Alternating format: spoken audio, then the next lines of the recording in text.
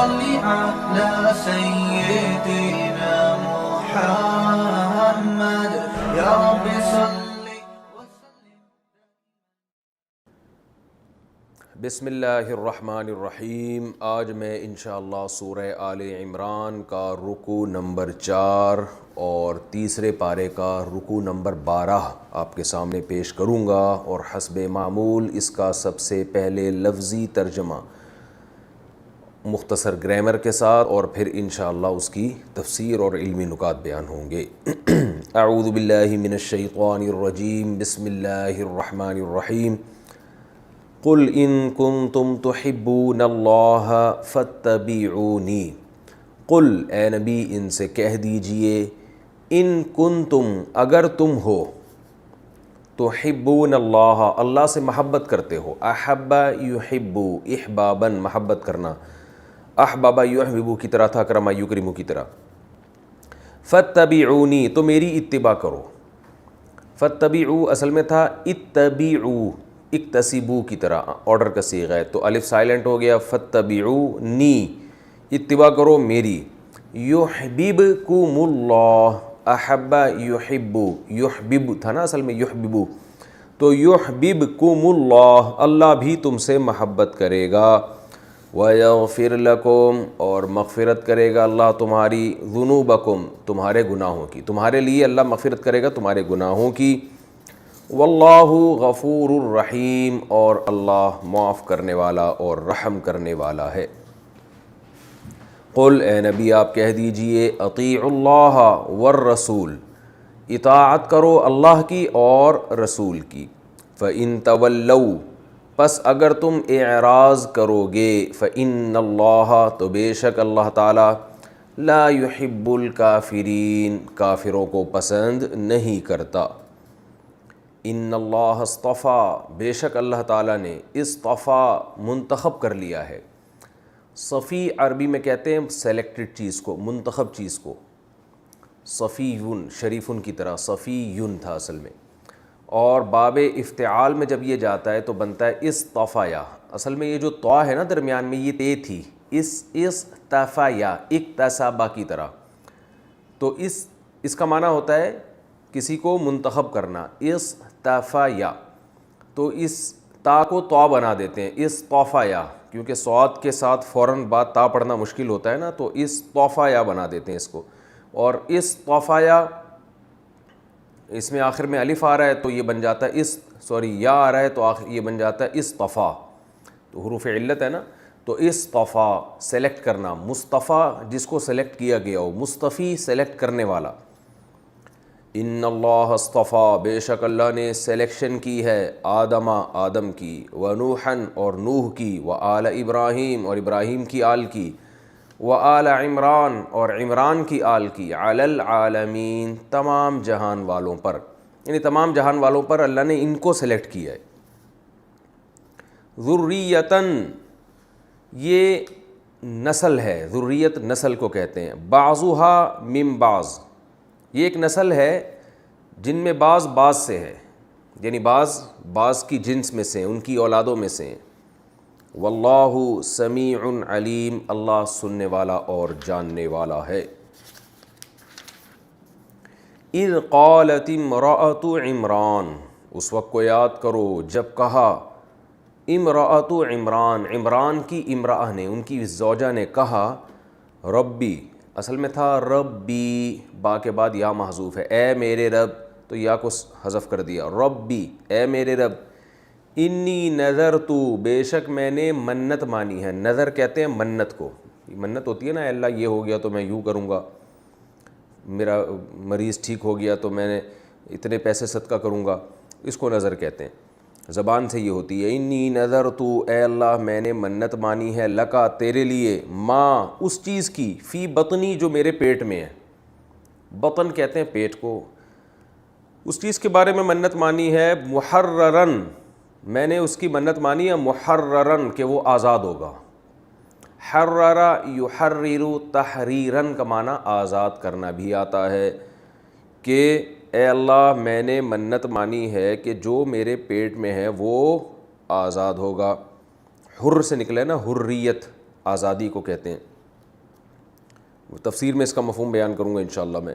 فتقبل منی، پس تو قبول کر لے اسے میری طرف سے. منی، انکا، بے شک تو، انت السمیع العلیم، تو سننے والا اور جاننے والا ہے. فلما وضعتها، پس جب وضع کیا. وضع کا معنی ہوتا ہے رکھنا، موضوع کوئی رکھی ہوئی چیز، تو وضع حمل کا لفظ سنا ہوگا. وضعتها، جب اس حمل کو عمران کی زوجہ نے جنا، یعنی جب وضع حمل کیا، قالت، تو کہنے لگی، ربی، اے میرے رب، انی وضعتها، بے شک میں نے اس کو جنا ہے، انسا، عورت، لڑکی، انسا مؤنث کی طرح، یعنی لڑکی جنا ہے میں نے تو. واللہ اعلم بما وضعت، اللہ اپنا کلام داخل کرتے ہیں درمیان میں. واللہ، اور اللہ تعالیٰ، اعلم، خوب جانتا ہے. اعلم کمپیریٹیو ڈگری، ازربو کی طرح. اللہ تو خوب جانتا ہے بیما، اس چیز کو، وضعت جو اس نے جنی ہے. وَلَيْسَ الذَّكَرُ كَالْأُنثَىٰ، اور لڑکا لڑکی جیسا نہیں ہے. تفسیر میں انشاءاللہ اس کا مفہوم بیان کروں گا. وَإِنِّي، اور بے شک میں نے، اب یہ حضرت مریم کا دوبارہ کلام شروع ہو رہا ہے. وَإِنِّي، اور بے شک میں نے، سَمَّيْتُهَا، سَمَّيَ يُسَمِّيُ تسمیةً، نام دینا، سبح یسبح تسبیحاً کی طرح، اور میں نے نام دیا ہے اس کو مریم کا، مریمہ. وَإِنِّي، اور بے شک میں، مریم کہتے ہیں عابدہ، عبادت کرنے والی. وَإِنِّي، اور بے شک میں، أُعِيذُهَا، اسے پناہ میں دیتی ہوں. اعاذ یعیذ اعاذۃً، اعوذ یعوذ تھا اصل میں، اکرم یکرم کی طرح، پناہ میں دینا. اور میں اسے پناہ میں دیتی ہوں، بیکا، اے اللہ تیرے ذریعے سے.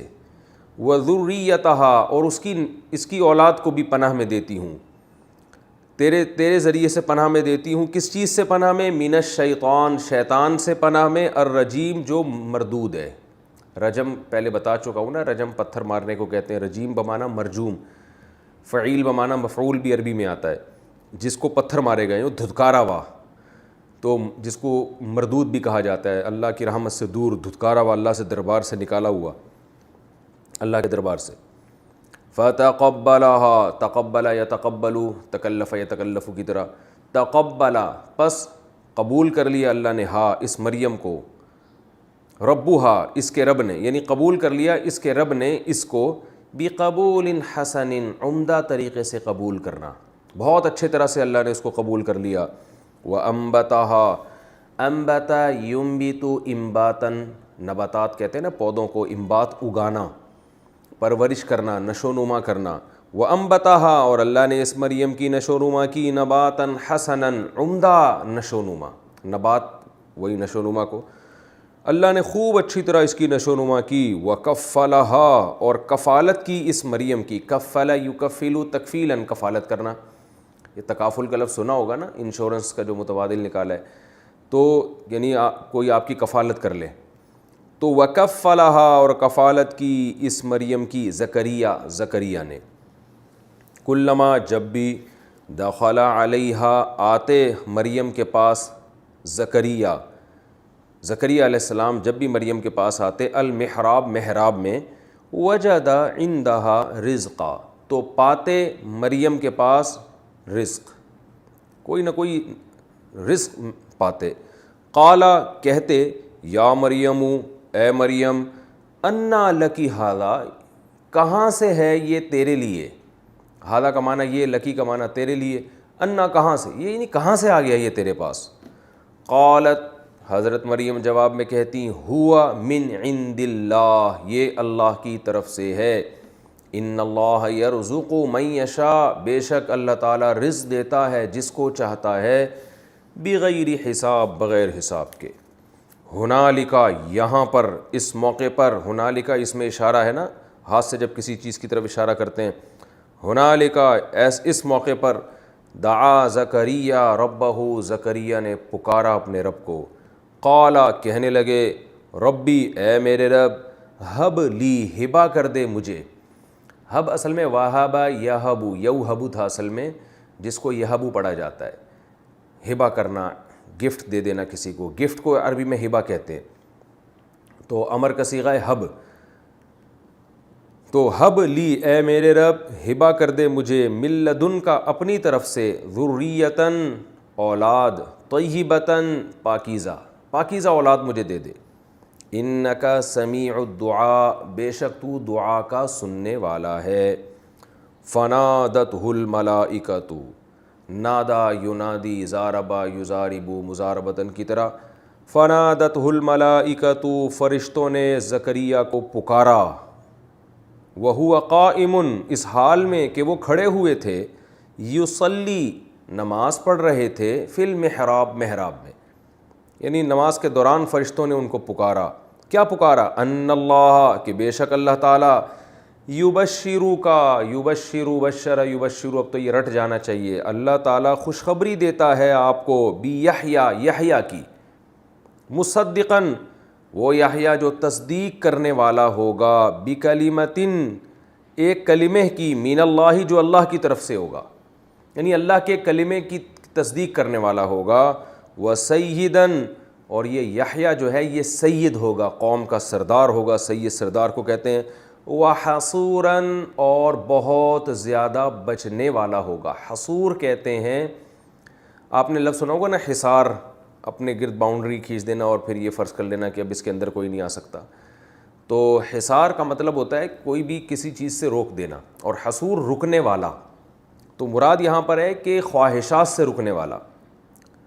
تو خواہشات سے بہت زیادہ حصور میں چونکہ مبالغہ بھی ہے فعول کا وزن جیسے صابر کا معنی صبر کرنے والا صبور کا معنی بہت زیادہ صبر کرنے والا. تو حصور کا معنی بہت زیادہ خواہشات سے بچنے والا. ونبیًا اور نبی ہوگا من الصالحین نیک لوگوں میں سے. قال حضرت زکریا علیہ السلام فرمانے لگے ربی اے میرے رب انا یکون لی غلام. غلام کہتے ہیں لڑکے کو. اردو میں جو غلام ہے اس کا مطلب کچھ اور ہے. عربی میں غلام کا مطلب کچھ اور ہے. اردو میں غلام تو کہتے ہیں جو کسی کا غلام ہو یعنی اس کا کوئی آقا ہو. اس کو عربی میں عبد کہتے ہیں اور عربی میں غلام لڑکے کو کہتے ہیں. اس کو نہیں کہتے کہ کسی کے ماتحت ہونا. لڑکے کو غلام کہتے ہیں.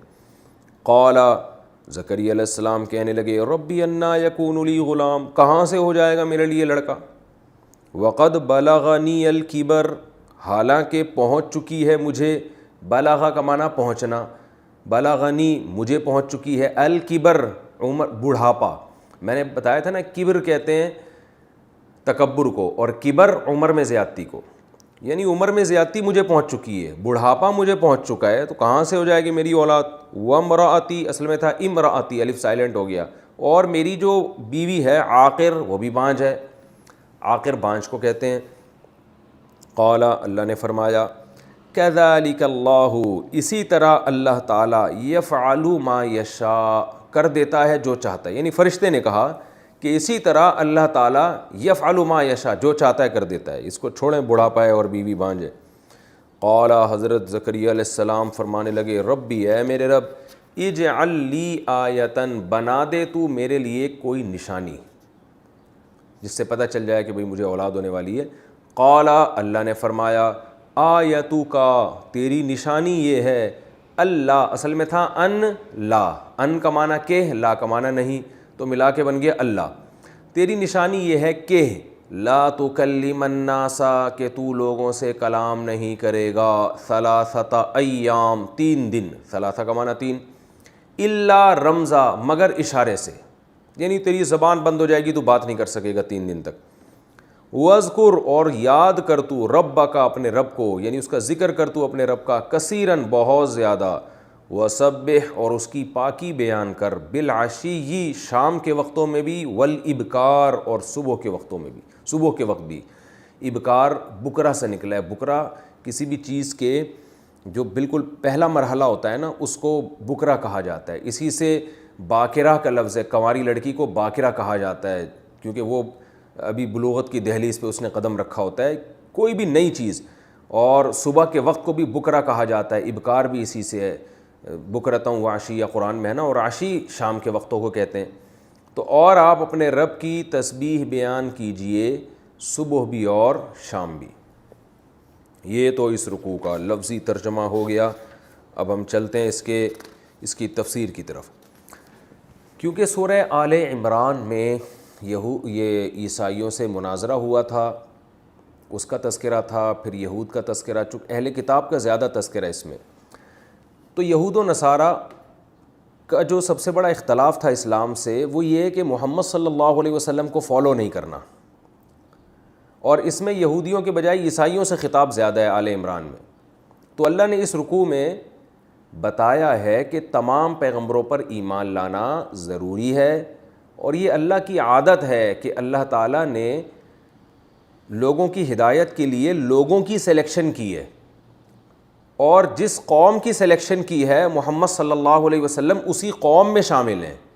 تو یہ کوئی اچھمبے کی بات نہیں ہے کہ محمد صلی اللہ علیہ وسلم کوئی ایسے پیغمبر ہیں کہ آپ کہیں یہ تو ہماری سمجھ میں آ ہی نہیں رہے ہیں.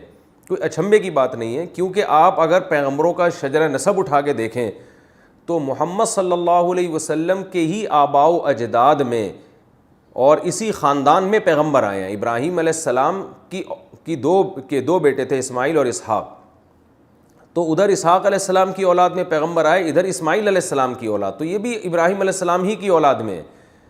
تو اس لیے اللہ کی طرف سے جو سلیکشن ہوئی ہے وہ سلیکشن اسی قوم کی، اسی خاندان کی ہوئی ہے.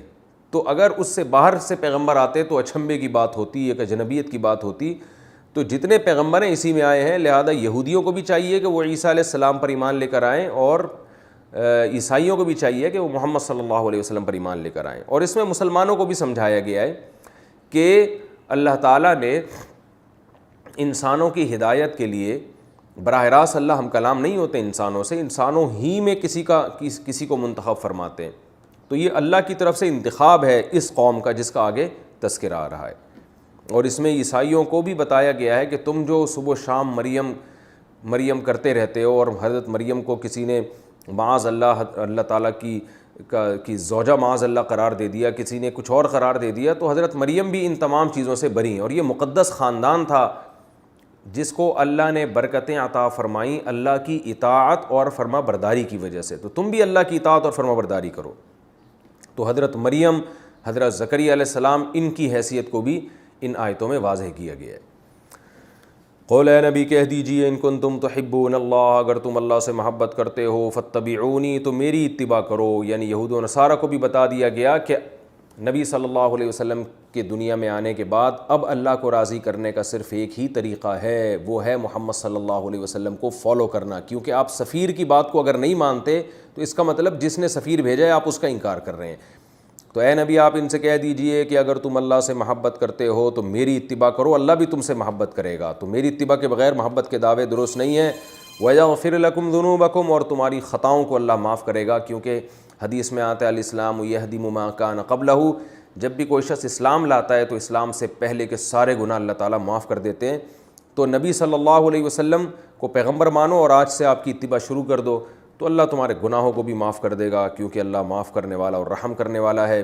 قل اطیعوا اللہ، ان سے کہہ دیجئے کہ اللہ کی اطاعت بھی کرو، والرسول، اور رسول کی بھی. کیونکہ یہود و نصارہ یہی کہتے ہیں ہم اللہ کو مانتے ہیں، ہم تو اللہ جیسے اللہ نے کہا ویسے کر رہے ہیں. تو اللہ فرما رہے ہیں کہ جب اللہ کو مانو تو رسول کہتے ہیں پیغام لینے والا، پیغام لانے والا. رسالت سے نکلا ہے، رسالت وہ لیٹر جو ہوتا تھا اس کو بھی رسالہ کہتے ہیں نا. تو جو اللہ کا پیغام لانے والا ہے اس کی بھی اطاعت کرو تم. فَإِن تَوَلَّوْا، اگر تم اعراض کرو گے، فَإِنَّ اللَّهَ لَا يُحِبُّ الْكَافِرِينَ، تو اللہ ایسے انکار کرنے والوں کو پسند نہیں کرتا. اللہ محبت نہیں کرتا، پھر اللہ کی محبت کے دعوے میں تم جھوٹے ہو. آگے اللہ نے فرمایا ان اللہ اصطفى آدم ونوحا وآل ابراہیم وآل عمران علی العالمین. اللہ نے آدم کو بھی منتخب کیا جہان والوں پر، اور نوح علیہ السلام کو آدم کی اولاد میں، وآل ابراہیم، اور ابراہیم علیہ السلام کی آل کو. میں نے بتایا جب آل کا لفظ آتا ہے تو جس کی طرف آل کی نسبت ہوتی ہے وہ شخصیت خود آل میں داخل ہوتی ہے. تو آل ابراہیم سے مراد صرف ابراہیم کی آل نہیں، خود ابراہیم سمیت ابراہیم کی آل، اور ابراہیم سمیت ابراہیم علیہ السلام کی آل کو بھی ہم نے منتخب کیا. وآل عمران، اور عمران کی آل کو بھی ہم نے منتخب کیا تمام جہان والوں پر. ان کو اللہ نے انسانیت پہ فضیلت دی ہے. کس بات کی فضیلت دی ہے؟ کہ یہ وہ لوگ تھے جن کو اللہ نے منتخب کیا کہ میرا پیغام میرے بندوں تک پہنچائیں. یہ بہت بڑی فضیلت ہے. انسانوں میں مختلف اعتبارات سے مختلف فضیلتیں ہوتی ہیں. کسی کو فضیلت ہے رنگ کے اعتبار سے، کسی کو فضیلت ہے دولت کے اعتبار سے، کسی کو فضیلت ہے ترقی کے اعتبار سے، کسی کو فضیلت ہے سائنس اور ٹیکنالوجی کے علم کے اعتبار سے، لیکن اللہ کی نظر میں جو سب سے بڑی فضیلت ہے وہ یہ ہے کہ اللہ ہدایت کے لیے کسی کی سلیکشن کر لیں، کہ انسان کو انسان بنانے کے لیے کسی کا انتخاب کریں، تو وہ انتخاب اللہ نے ان شخصیات کا کیا ہے۔ اور ان تمام شخصیات پر یہود بھی ایمان رکھتے تھے اور عیسائی بھی، البتہ یہود حضرت عیسیٰ علیہ السلام کا انکار کر دیا کرتے تھے، جس کا آگے تذکرہ آ رہا ہے کہ ان سب پر ایمان لانا ضروری ہے۔ آل عمران علی العالمین، اور عمران کی آل کو، عمران سے کون سے عمران مراد ہے؟ 2 عمران گزرے ہیں جن کا قرآن تذکرہ کرتا ہے اور مفسرین کا اس میں اختلاف ہوا ہے۔ ایک تو حضرت موسیٰ علیہ السلام کے والد کا نام عمران تھا، تو بعض مفسرین اس طرف گئے ہیں کہ اس سے مراد حضرت موسیٰ علیہ السلام کے والد ہیں، اور اس کی دلیل یہ ہے ذریۃ بعضھا من بعض، کہ قرآن کہہ رہا ہے کہ ہم نے ان میں سے بعض کو بعض کی ذریت بنایا ہے، تو حضرت عمران کے بیٹوں میں کوئی بھی پیغمبر نہیں بنا، تو ان کی ذریت میں کیسے یہ آ سکتے ہیں؟ لیکن بہت سے علماء اس طرف گئے ہیں کہ اس سے مراد یعنی اس دلیل پہ انہوں نے کہا کہ اس سے مراد حضرت موسیٰ کے والد ہیں، کیونکہ ان کی ذریت میں بہت سارے پیغمبر گزرے ہیں۔ لیکن اس جمہور اس طرف گئے ہیں کہ اس سے مراد حضرت مریم علیہ السلام کے والد ہیں، اور اس کی وجہ یہ ہے کہ آگے حضرت مریم کا فوراً تذکرہ آ رہا ہے، اور آگے تذکرہ آ رہا ہے حضرت عمران کی زوجہ نے منت مانی تھی، تو ظاہر ہے عمران کا تذکرہ آیا اور آگے آ رہا ہے عمران کی زوجہ نے منت مانی، اور وہاں عمران سے مراد حضرت مریم کے والد ہیں۔ تو ایک ہی جگہ پہ 2 عمران کا 2 دفعہ تذکرہ ہو، اور ایک عمران سے کوئی اور دوسرے سے کوئی اور، یہ عقل سے بعید ہے۔ تو رہا یہ مسئلہ کہ حضرت عمران کے بیٹوں میں تو کوئی پیغمبر نہیں گزرا، تو حضرت عمران کی جو بیٹی تھیں ان کے بیٹے حضرت عیسیٰ جو حضرت عمران کے نواسے ہوئے، تو وہ بھی ذریت ہی میں آتا ہے، کیونکہ جیسے پوتا ذریت میں آتا ہے تو نواسا بھی اولاد ہی میں داخل ہوتا ہے۔ تو اس لیے صحیح قول کے مطابق یہی معلوم ہوتا ہے کہ یہاں حضرت عمران سے مراد حضرت مریم کے والد ہیں، جو کہ پیغمبر نہیں تھے، لیکن اللہ نے ان کا بھی تذکرہ کیا، کیونکہ بہرحال ان کی بھی سلیکشن ہوئی ہے، اللہ نے ان کو قوم کا مقتدی اور رہبر بنایا۔ مقتدی اور رہبر بننے کے لیے پیغمبر کے منصب پہ فائز ہونا ضروری نہیں ہے، ہاں پیغمبر اور پیغمبریت اور نبوت یہ ایک الگ سے اللہ کی طرف سے اضافی نعمت ہے۔ تو اللہ نے فرمایا کہ ہم نے ان لوگوں کو تمام جہان والوں پر منتخب کیا، ذریۃ بعضھا من بعض، یہ ذریت ہے ایک دوسرے کی۔ یہ کام اللہ نے کیوں کیا؟ اللہ تعالیٰ مختلف جگہوں، یعنی اس طرح بھی تو پیغمبر بھیج سکتے تھے کہ ان کا آپس میں کوئی ریلیشن ہی نہ ہو۔ اس کی وجہ یہ ہے کہ جس خاندان کے بارے میں دلائل سے ایک دفعہ ثابت ہو جائے کہ اس میں پیغمبر آتے ہیں، تو جب ان سے ہٹ کر کوئی پیغمبر آئے گا تو لوگوں کے لیے آزمائش بڑھ جاتی ہے، یعنی اس کی نبوت کو پہچاننا لوگوں کے لیے بہت مشکل کام ہو جاتا ہے، کیونکہ ایک ایسا کام ہو جاتا ہے جس سے لوگ مانوس نہیں ہیں۔ تو اللہ تعالیٰ کی حکمت نے یہ تقاضا کیا کہ اللہ تعالیٰ پیغمبروں کا ایک ہی سلسلہ رکھیں، یعنی ایک خاندان ہو جس میں اولادوں میں اولاد اور اولادوں کی اولادوں میں انبیاء آئیں، تاکہ لوگ اس سے مانوس ہو جائیں کہ بھئی اس قوم کو، اس خاندان کو اللہ نے نوازا ہے، پیغمبر آئیں گے تو اسی میں آئیں گے۔ تو اور اس کی ایک وجہ یہ بھی ہوتی ہے کہ ظاہر ہے کہ بلڈ جو ہے نا، انسان کے جو عادات ہیں اور انسان کی اچھی صفات ہیں وہ آپ کے بلڈ سے بلڈ میں منتقل ہوتی ہیں، یہ چیز آپ کی جین میں شامل ہو جاتی ہے۔ تو انبیاء کی اولادوں میں ہی ایسے کامل ترین لوگ پیدا ہوئے ہیں کہ جو نبوت کے اہل ہوں، اس لیے اللہ تعالیٰ نے انہی کی اولادوں میں نبوت دی ہے۔ جیسے ابراہیم علیہ السلام تھے، ان کے بلڈ میں سخاوت تھی، تو وہ سخاوت ابراہیم علیہ السلام کی اولاد میں منتقل ہوئی ہے۔ اب اس میں چاہے غیر مسلم بھی پیدا ہوئے ہیں، بہت سے ابراہیم علیہ السلام کی اولاد میں غیر مسلم تھے، کافر تھے، لیکن سخی تھے سارے کے سارے۔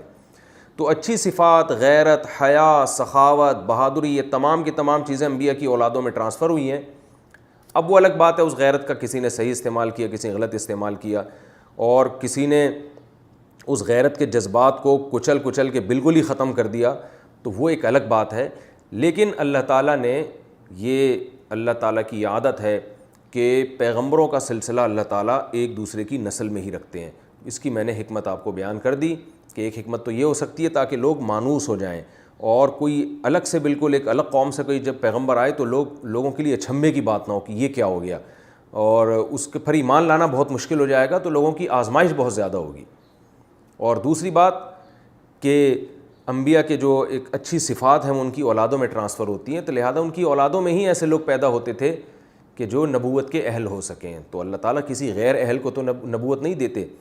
اور تیسری ایک بات یہ بھی معلوم ہوتی ہے کہ انبیاء کرام کی عبادتیں، ان کی قربانیاں اور ان کی دعاؤں کا تقاضا یہ تھا کہ اللہ ان کی اولاد کو بہرحال نوازے، تو اس لیے بھی اللہ تعالیٰ نے ان کی اولادوں میں نبوت کا سلسلہ جاری کیا۔ جیسے ابراہیم علیہ السلام نے بہت زیادہ قربانی دی، اللہ کے لیے اپنے خاندان کو چھوڑا، تنہا ہو گئے، تو اللہ نے آپ کو بشارت دی کہ میں آپ کو ایک بیٹا دوں گا جو پیغمبر ہوگا، اور اس بیٹے کا بیٹا بھی پیغمبر ہوگا، اسحاق، اور اسحاق کے بعد یعقوب۔ تو اسماعیل علیہ السلام ابراہیم علیہ السلام کی اولاد میں تھے، تو اللہ نے آپ کو نوازا، تو اس لیے اللہ نے یہ ان حکمتوں کے پیش نظر یہ سلسلہ ایک خاص طبقے میں رکھا ہے جو اللہ کی طرف سے دنیا کے افضل ترین لوگ تھے، اور یہ افضلیت اعمال کی بیس پر تھی۔ اسلام میں نسب کی فضیلت ہے، مگر یہ فضیلت اعمال کی بیس پر ہے کہ وہ نسب جن میں اچھے لوگ گزرے ہیں تو وہ نسب دوسروں سے زیادہ افضل سمجھا جاتا ہے۔ نبی صلی اللہ علیہ وسلم کی حدیث ہے، صحیح حدیث، آپ صلی اللہ علیہ وسلم نے فرمایا کہ اللہ تعالیٰ نے آدم علیہ السلام کی اولاد میں حضرت ابراہیم کو منتخب کیا، ابراہیم علیہ السلام کی اولاد میں کنانہ کو، اور ان کی اولاد میں اللہ تعالیٰ نے قریش کو، اور قریش میں بنو ہاشم کو اللہ نے منتخب کیا، اور اس میں مجھے پیدا کیا، او کما قال صلی اللہ علیہ وسلم۔ یعنی انسانیت میں سب سے افضل ترین خاندان کے سب سے افضل ترین شاخ، اور اس کی سب سے افضل ترین شاخ، اور اس کی سب سے افضل ترین شاخ کو اللہ نے منتخب کر کے اس میں مجھے پیدا کیا ہے۔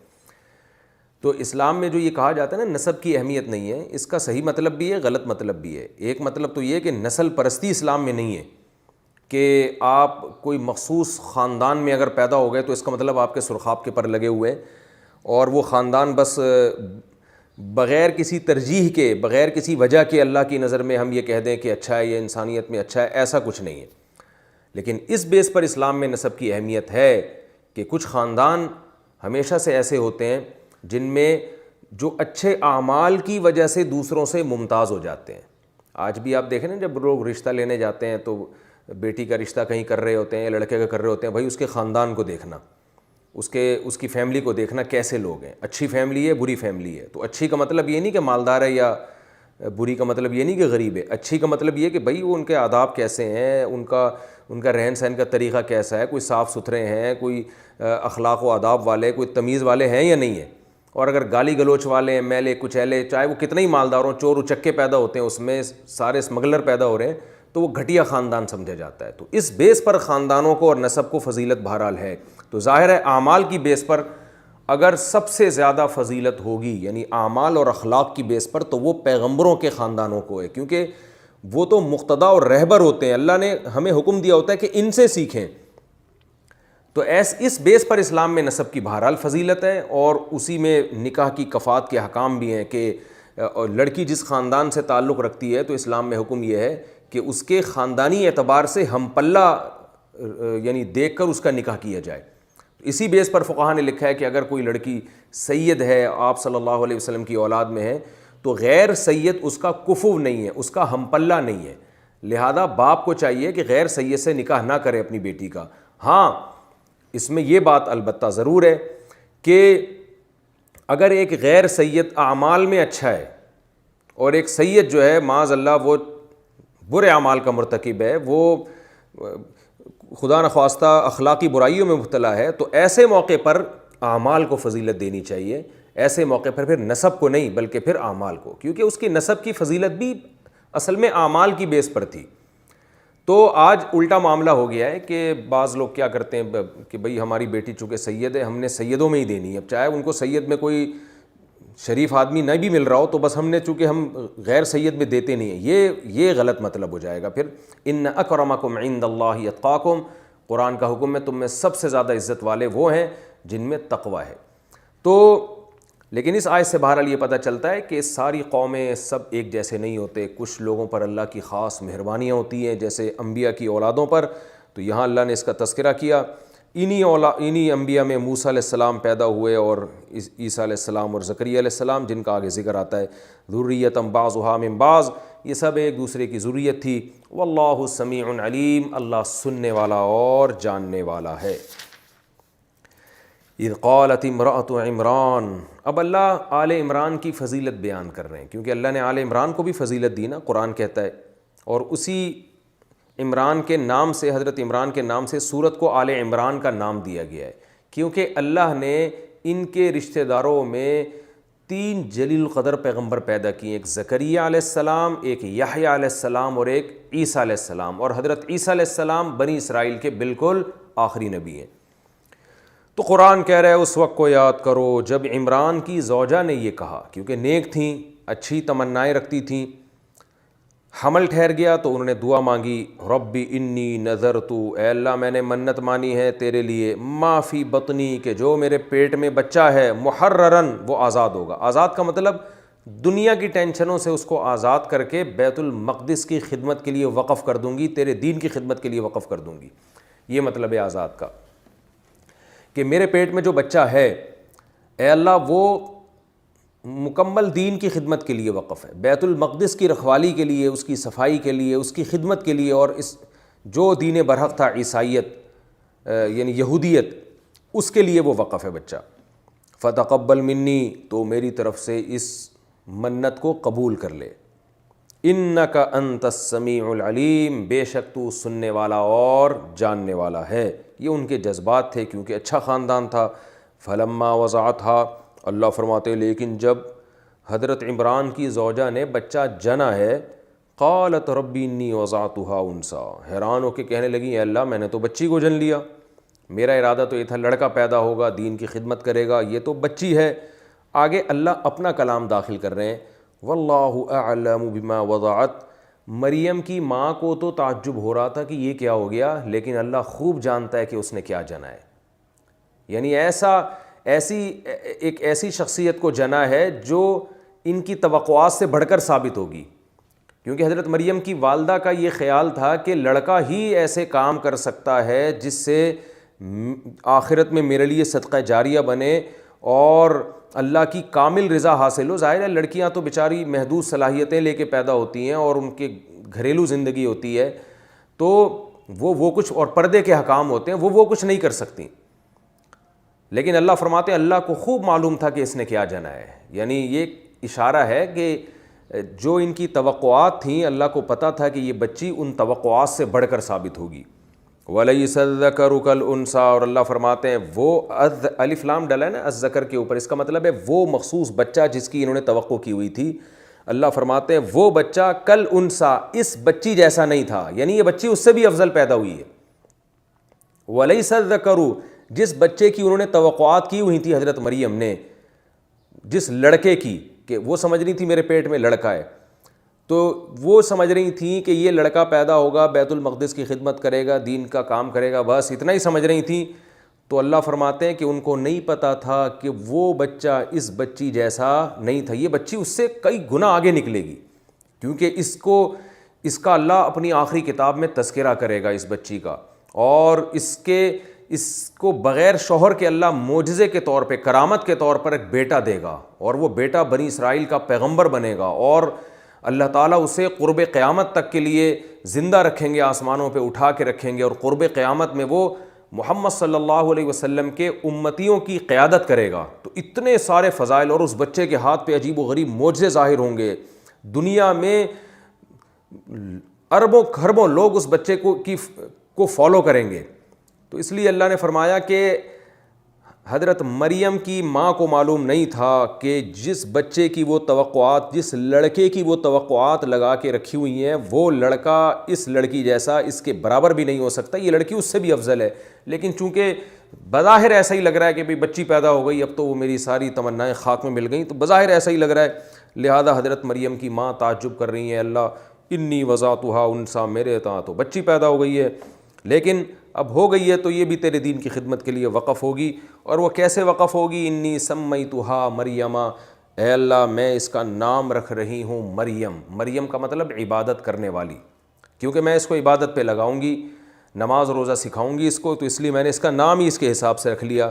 وَإِنِّي أُعِيذُهَا بِكَ، اور اے اللہ میں اسے تیرے ذریعے سے پناہ میں دیتی ہوں، اس کو بھی اور اس کی پیدا ہونے والی اولاد کو بھی۔ کس سے پناہ میں دیتی ہوں؟ من الشیطان الرجیم، شیطان مردود سے، کہ اللہ اس کو شیطان اس کے قریب نہ آئے۔ حدیث میں آتا ہے رسول اللہ صلی اللہ علیہ وسلم نے ارشاد فرمایا کہ 2 بچے ایسے ہیں جن کو شیطان نے ولادت کے وقت مس نہیں کیا۔ حدیث میں آتا ہے جب بھی کوئی بچہ پیدا ہوتا ہے شیطان اس کو لازمی چھیڑتا ہے، جس سے وہ بچہ روتا ہے۔ لیکن یاد رکھیں، شیطان کے چھیڑنے سے رونے کا مطلب یہ نہیں کہ یہ کوئی نقصان دہ ہے۔ ہر ایسی کام کی نسبت شیطان کی طرف کی جاتی ہے جو بظاہر نامناسب معلوم ہو، ورنہ بچے کا جو رونا ہے یہ پیدائش کے وقت یہ اس کی صحت کے لیے ضروری بھی ہے، مفید بھی ہے۔ اس کی بہت ساری مثالیں ملتی ہیں کہ لیکن چونکہ بظاہر ایک نامناسب کام ہے، تو حدیث میں آتا ہے یعنی اس طرح کے جتنے بھی امور ہیں ان میں ان کی نسبت شیطان کی طرف کی جاتی ہے۔ یعنی بعض کام شیطان ایسے بھی کروا دیتا ہے جو اچھے بھی ہوتے ہیں، لیکن شیطان اس کو سمجھ رہا ہوتا ہے کہ یہ تکلیف دیں۔ لیکن بہرحال اللہ نے 2 بچوں کو شیطان کے مس سے بھی محفوظ کیا ہے، یعنی شیطان کے قریب بھی نہیں پھٹکا۔ ان میں نبی صلی اللہ علیہ وسلم نے فرمایا کہ حضرت مریم ولادت کے وقت شیطان ان کے قریب نہیں آیا، اور دوسرے حضرت عیسیٰ ابن مریم علیہ السلام، وہ بھی جب پیدا ہوئے تھے تو روئے بھی نہیں تھے، اور اللہ کی کبریائی انہوں نے بیان کرنا شروع کی، جیسے کہ سورہ مریم میں۔ وَكَفَّلَهَا فَتَقَبَّلَهَا رَبُّهَا بِقَبُولٍ حَسَنٍ، اللہ فرماتے ہیں ہم نے اس بچی کو عمدہ طریقے سے قبول کر لیا۔ قبول کرنا کسے کہتے ہیں؟ اللہ جب کسی کو اپنے لیے قبول کر لے، اور اللہ یعنی یہ فیصلہ کر لے کہ یہ میرے لیے ہے اور میں اس کو قبول کر رہا ہوں، تو آپ سوچیں کہ وہ اس کی کیا پھر حیثیت ہوگی اور اس کو اللہ کتنا نوازے گا۔ تو اللہ فرماتے ہیں ہم نے اسی بچی کو قبول کر لیا عمدہ طریقے سے۔ وَأَنبَتَهَا نَبَاتًا حَسَنًا، اور اس مریم کے رب نے اس کی پرورش کی بہترین طریقے سے۔ یہ پرورش جسمانی اعتبار سے بھی تھی اور روحانی اعتبار سے بھی، یعنی صحت کے لحاظ سے بھی بہت اچھی پرورش ہوئی آپ کی، اور عام بچوں سے زیادہ آپ کی اچھی صحت اور آپ کی اچھی پرورش، اور روحانی اعتبار سے یعنی اخلاق و عادات کے اعتبار سے بھی، کہ جو بچوں کی طبیعت میں لالچ ہوتی ہے، بغض ہوتا ہے، کینہ، آپ ایک بچے کے سامنے دوسرے کی تعریف کریں وہ جیلیسی میں آنا شروع ہو جاتا ہے، تو یہ جو بچوں میں بد اخلاقیاں ہوتی ہیں، تو حضرت مریم ان عیوب سے بھی پاک تھیں۔ وَكَفَّلَهَا زَكَرِيَّا، اور حضرت مریم کی کفالت کی حضرت زکریا علیہ السلام نے۔ ایک ایسے کفالت کی کہ حضرت عمران اللہ کے نیک بندے تھے جو حضرت مریم کے والد تھے، ان کی شادی بھی ایک نیک خاتون سے ہوئی جو حضرت مریم کی والدہ تھیں۔ ان کے جذبات بھی نیک تھے کہ ہم اپنی اولاد کو دین کی خدمت پہ لگائیں گے، لیکن حضرت عمران کا انتقال ہو گیا حضرت مریم کی ولادت سے پہلے۔ اب بچی پیدائش کے وقت باپ سے محروم ہو گئی، تو حضرت مریم علیہ السلام کے جو خالو تھے وہ زکریہ علیہ السلام تھے۔ جب میں نے پیغمبروں کا سلسلہ نسب بیان کیا تھا اس میں کافی تفصیل بیان کی تھی۔ حضرت زکریہ حضرت مریم کے جو والد تھے نا حضرت عمران، وہ بیت المقدس میں مسجد اقصیٰ میں وہ امام تھے اور قوم کے مقتدی تھے، رہبر تھے، لوگوں کو واعظ و نصیحت کیا کرتے تھے۔ تو ان کے انتقال کے بعد حضرت زکریہ علیہ السلام ایک مقتدی اور رہبر سمجھے جاتے تھے، کیونکہ وہ تو پیغمبر تھے حضرت زکریہ علیہ السلام۔ تو حضرت مریم کو لایا گیا بیت المقدس میں، اور یہ مشورہ ہوا کہ اس بچی کی کفالت کون سا خاندان کرے گا، کیونکہ والد کا تو انتقال ہو گیا۔ تو سب کی خواہش یہ تھی کیونکہ یہ اونچے خاندان کی بچی ہے، نیک خاندان کی بچی ہے، تو جتنے بھی رشتہ دار تھے ہر ایک کی خواہش یہ تھی کہ ہم اس بچی کو پالیں گے۔ اب چونکہ جھگڑا ہو رہا تھا تو زکریہ علیہ السلام نے یہ دعویٰ کیا کہ بھائی اس بچی کی جو خالہ ہیں وہ میرے نکاح میں ہیں، اور خالہ بھی ماں کی طرح ہوتی ہے۔ نبی صلی اللہ علیہ وسلم کی صحیح حدیث بھی الخالۃ بمنزلۃ الام، خالہ جو ہے ماں کی جگہ ہوتی ہے۔ تو گویا یہ میرے کفالت میں اگر یہ بچی آئے گی تو اس کو خالہ کی صورت میں ماں بھی مل جائے گی، لیکن لوگ نہیں مانے اس بات کو، قرآن اندازی ہوئی، تو اللہ نے فیصلہ یہ کیا کہ زکریا علیہ السلام ہی کا نام نکلا اس قرآن اندازی میں. اور علماء کہتے ہیں عجیب طریقے سے ایک معجزاتی طور پر جب بھی قرآن ڈالا جاتا حضرت زکریا علیہ السلام کا نام نکلتا اس میں، یعنی اللہ کی منشا یہ تھی کہ زکریا علیہ السلام کی کفالت میں یہ بچی پلے بڑھے. تو اس طرح سے حضرت زکریا علیہ السلام کے پاس یہ بچی حضرت مریم علیہ السلام آ گئیں، اور حضرت زکریا علیہ السلام نے ان کی پرورش کرنا ایک سوتیلا باپ بن کے، اور ان کے خالو تو تھے ہی وہ پہلے سے، اس بچی کی پرورش کرنا شروع کی. وقت ہمارا پورا ہو چکا ہے، تو انشاءاللہ اگلے ایپیسوڈ میں ہم نے جہاں سے چھوڑا تھا وہیں سے ہم شروع کریں گے. اللہ تعالیٰ سمجھنے کی، عمل کرنے کی توفیق عطا فرمائے.